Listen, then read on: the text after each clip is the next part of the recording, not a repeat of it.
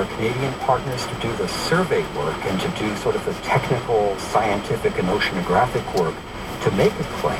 We can't actually make one right now because we're not part of the treaty that the rest of the world is using. So we're kind of on the sidelines watching what everybody else does.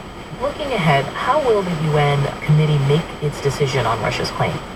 Going forward, there is frankly mind-numbing technical detail that the Commission on the Limits of the Continental Shelf are going to have to go through to adjudicate this Russian claim. And it gets into things like how deep is the water, how fast does the water go from shallow to deep, and even things like how deep are the sediments and the muds.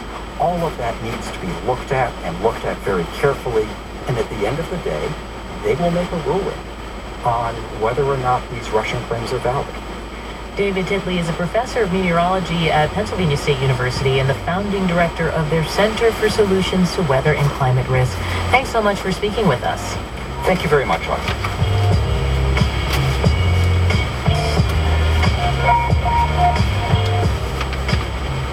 This is NPR News.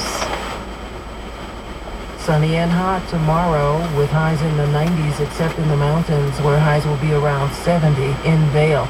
The red flag warning for the western part of the state is expected to continue into tomorrow. A little less hot over the weekend in most parts of Colorado with highs mainly in the upper 80s along the Front Range, the western slope, mid-90s in southern Colorado. The mountains over the weekend will be in the upper 60s and there is a chance of showers around the state on Friday. You're listening to Colorado Public Radio News, bringing you Morning Edition on the way to work and all things considered on the way home every day. CPR News on 90.1 FM in Denver and online at cprnews.org. Support for Colorado Public Radio comes from CU South Denver, now offering a construction management certificate. Information available at an admission